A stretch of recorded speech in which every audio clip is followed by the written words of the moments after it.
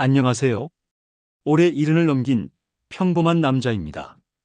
어릴 때는 몰랐어요. 내가 이렇게 늙을 줄, 그리고 이렇게까지 작아질 줄. 나이를 먹으면 마음이 편해질 줄 알았어요. 그래도 후회 없이 살아왔으니까요. 근데 요즘은 자꾸 침대에 누워 창밖을 보다가 생각해요. 이게 내가 살아온 인생의 끝인가? 20살에 취직했고 30에 결혼했어요. 서울 변두리 공장 다니면서 새벽 5시에 출근하고 저녁 9시에 들어와도 단 한 번도 내 인생이 억울하다고 생각한 적은 없었어요. 왜냐고요? 가족이 있었거든요. 아내는 조용하고 부지런한 사람이었어요. 집이 부유하지 않았고 양가 도움 없이 시작했지만 우린 작은 월세방에서 우리만 있어도 된다며 웃던 시절이 있었죠. 그리고 처사이가 태어났을 때 세상이 바뀌었어요. 딸아이 이름은 수진이. 웃음이 예쁜 애였어요. 태어나 처음 울음을 터뜨렸을 때 아내랑 둘이 눈물범벅이 된 채 손을 꼭 잡았죠. 그 다음엔 아들 민재가 태어났어요. 건강하게, 누구보다 힘차게. 애들이 커가는 걸 보며 전 제 인생을 걸었어요. 학원비가 비싸다고요? 그래서 저녁을 굶었어요. 수진이가 미술하고 싶다고 했을 땐 작업복 입은 채 버스 타고 을지로에 가서 물감 한 세트를 사줬어요. 그걸 얼마나 소중하게 들고 있던지 지금도 그 모습이 기억나요. 민재는 컴퓨터를 좋아했죠. 다른 집처럼 컴퓨터를 살 여유는 없었지만 중고 부품을 모아서 조립해줬더니 밤새 프로그램 공부하더라고요. 그런 걸 볼 때면 아무리 힘들어도 그래도 내가 옳은 길을 가고 있구나 싶었어요. 근데 나이가 들고 퇴직하고 아이들 다 키우고 나니까 나는 어디에 서 있는 사람인가 그 생각이 자꾸 들더라고요. 정년퇴직 날 회사는 금일봉 하나 주고 고맙다는 말만 했어요. 같이 일했던 동료들도 하루 지나면 다 잊혀졌고요. 퇴직금 일부는 민재 결혼할 때 줬고 남은 건 수진이 미국 유학 보낼 때 썼어요. 그렇게 다 털고 나니까 통장엔 딱 1억 5천 남았어요. 그걸로 지금 서울 외곽의 빌라에 전세로 살고 있어요. 엘리베이터도 없는 4층짜리 건물. 요즘 무릎이 아파서 오르기도 힘든데 그게 내가 선택할 수 있는 최선이었어요. 요즘은 시간이 너무 많아요. 침대에 누워 창밖 보거나 식탁에 앉아 라면 하나 끓여 먹거나 가끔 공원에 나가 혼자 걷고 돌아오죠. 친구들하고 연락이 끊긴 건 아니에요. 근데 가끔 연락 오면 속이 더 쓰려요. 형, 나 이번에 송파 50평짜리 옮겼어. 퇴직하고 테니스 배우는데 진짜 재밌더라. 손자 유치원비. 난 애들이 다 해.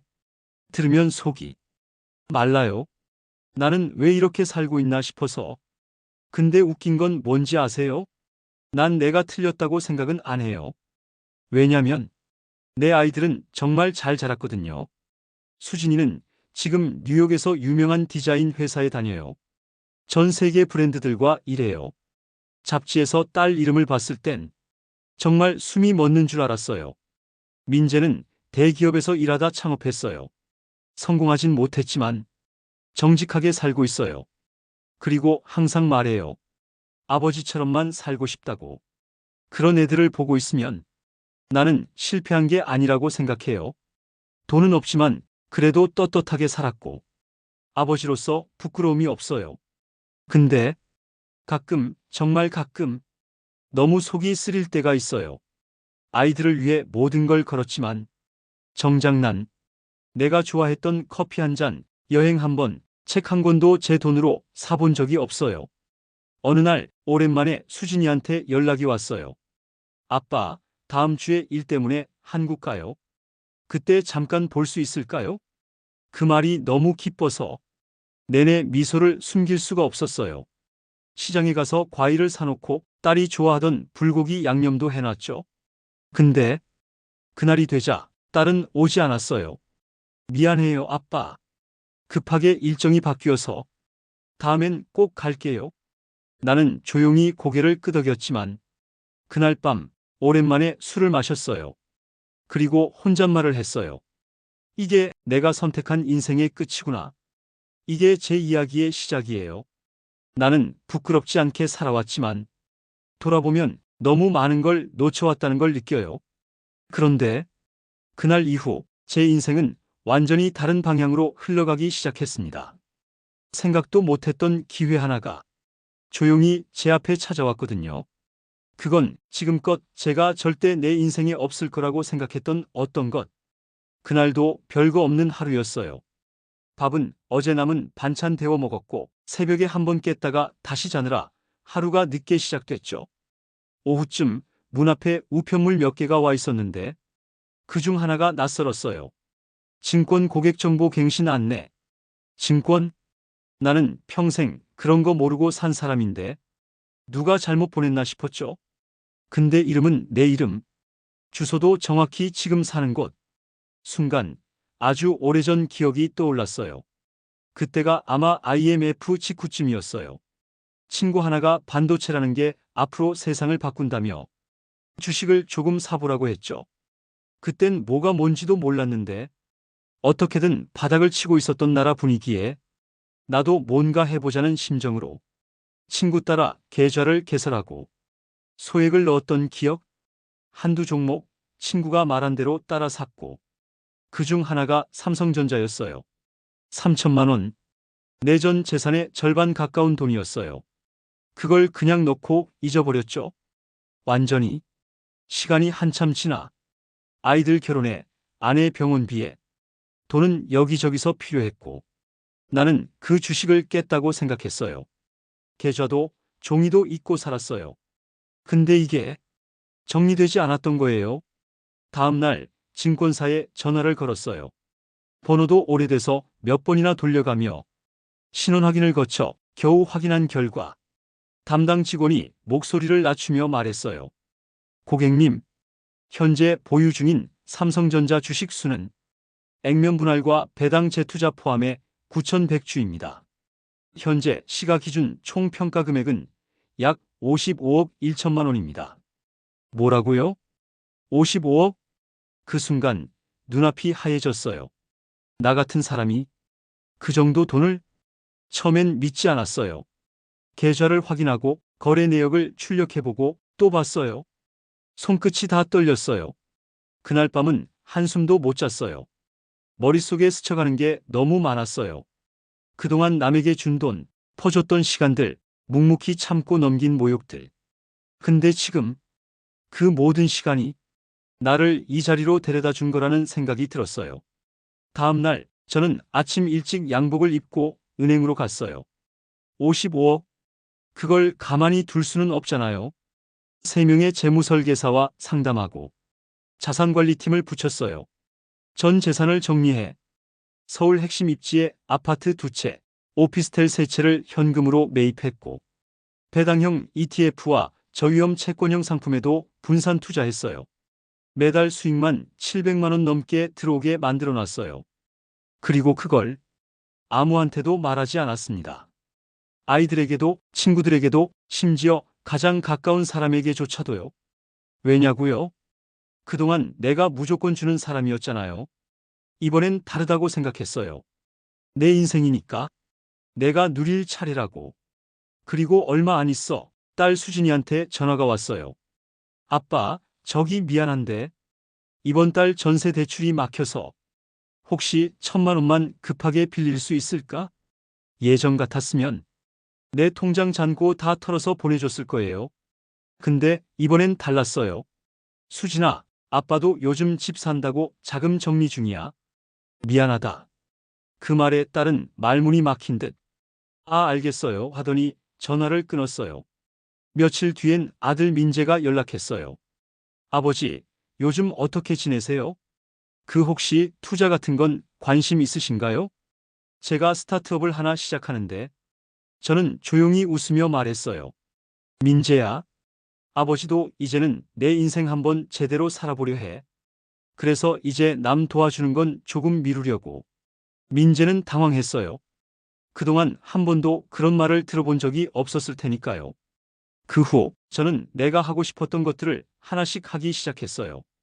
수영 등록하고 클래식 음악 듣고 고급 커피 머신도 샀어요. 3개월 후엔 프랑스로 여행도 다녀왔습니다. 루브르 박물관 앞에서 찍은 사진, 그거 하나 인화해 벽에 걸어두고 매일 아침마다 커피 마시며 봐요. 그리고 마침내 그동안 연락 없던 친구 하나가 전화를 해왔어요. 야, 요즘 뭐 하냐? 형수 돌아가시고 나선 좀 걱정됐는데. 저는 그냥 웃었어요. 그럭저럭 괜찮게 지내. 너 요즘도 골프 치냐? 응. 너도 시간 되면 같이 칠래? 그래. 다음 달엔 내가 라운딩비 낼게. 그 말에 친구는 잠시 정적이더니 야, 너 진짜 요즘 뭐 있구나? 하며 웃더군요. 그 후로도 꽤 오랫동안 전 아무에게도 말하지 않았습니다. 55억이라는 돈이 생겼지만 그게 저를 떠들썩하게 만들진 않았어요. 오히려 더 조용히 차분하게 그리고 스스로에게 집중하면서 지냈어요. 처음엔 솔직히 통쾌했죠. 나를 무시하던 사람들, 날 당연하게 대하던 자식들. 그 누구에게도 알리지 않은 채 내 인생을 조용히 되찾는 기분이었어요. 그런데요, 시간이 흐르면서 이상한 감정이 들더군요. 어느 날 밤 침대에 누워 천장을 보며 이런 생각이 들었어요. 에휴, 내가 이 돈을 나 혼자 더 누려서 뭐하냐? 한참 동안 눈을 감고 누워 있는데 수진이가 어릴 적 내 무릎에 기대 잠들던 얼굴이 떠올랐어요. 민재가 자전거 처음 배울 때 넘어져서 무릎 까진 거 보여주며 울던 모습도. 그 애들이 지금은 어른이 되었고 나보다 커버렸지만 내 마음속엔 여전히 그때 그 아이들이었어요. 그러던 중 먼저 연락이 왔어요. 수진이에게서. 아빠, 지난번에 죄송했어요. 도움받는 게 당연했던 것처럼 행동해서. 사실 요즘 너무 죄송하다는 생각이 들었어요. 민재에게서도 문자가 왔어요. 아버지, 지금껏 저는 받기만 했던 것 같아요. 한 번이라도 아버지는 괜찮으신지 여쭤본 적이 있었나 싶어요. 진심으로 죄송합니다. 그 문자를 보고 눈물이 핑 돌았어요. 결국 내가 원했던 건 돈을 내주지 않는 복수가 아니라 이 한마디였던 거예요. 며칠 뒤 수진이가 찾아왔어요. 손에 작은 케이크 하나를 들고. 아빠, 그때 보증금 도와달라 말했을 때 거절하신 거 지금 생각하면 너무 당연한 거였는데 그땐 제가 너무 이기적이었어요. 나는 말없이 고개만 끄덕였어요. 그 순간 딸이 제 손을 꼭 잡으며 말했어요. 아빠가 우리한테 해준 게 지금 와서야 얼마나 큰 건지 알겠어요. 진심으로 고맙고 미안해요. 그 말에 나는 그저 한참을 고개를 숙인 채 손을 꽉 잡고 있었습니다. 민재도 찾아왔어요. 그 애는 평소보다 더 말이 없었어요. 그러다 말하더군요. 아버지, 제가 잘 안 됐던 건 아버지의 도움을 당연하게 여기고 스스로 이겨내려 하지 않았기 때문이에요. 다시 한번 제 힘으로 뭔가 만들어 보고 싶어요. 혹시 가능하다면 투자가 아니라 그저 응원을 부탁드려도 될까요? 그 말에 가슴이 뭉클했어요. 그래서 이렇게 말했죠. 민재야, 아빠가 너한테 해준 건 도움도 아니고 투자도 아니야. 그냥 아버지로서 당연히 해온 일이었지. 지금도 마찬가지다. 도움이 필요하다면 아빠는 항상 내 뒤에 있다. 그렇게 저는 아무도 몰랐던 내 55억 가운데 일부를 수진에게 보증금으로 민재에게는 사업 종잣돈으로 나눠줬습니다. 하지만 이번엔 달랐어요. 아이들이 고개를 숙이며 감사했고 나를 한 사람으로서 존중하며 받는 것이 아니라 함께 가는 것처럼 느껴지게 해줬어요. 지금은요. 매달 둘이 번갈아가며 저녁을 사요. 수지는 제가 좋아하는 갈비찜을, 민재는 직접 만든 파스타를 해줘요. 손자들도 자주 놀러 오고요. 할아버지 돈 많대 하며 웃는 손자에게 저는 이렇게 말하죠. 그건 비밀인데 너한텐 특별히 알려줄게. 돈이 많아서 행복한 게 아니라 마음을 나눌 가족이 다시 생겨서 행복해요. 이제는 진심으로 말할 수 있어요. 내 인생 그렇게 헛되지 않았구나. 이게 제 이야기의 마지막이에요. 처음엔 억울하고 때론 통쾌하고 싶었지만 결국엔 사람이 사람에게 바라는 건 딱 한마디였어요. 미안해요. 그리고 고마워요. 그걸 들은 순간 모든 게 괜찮아졌어요. 이제 저는 가족과 함께 진짜 내 삶을 살아가고 있습니다.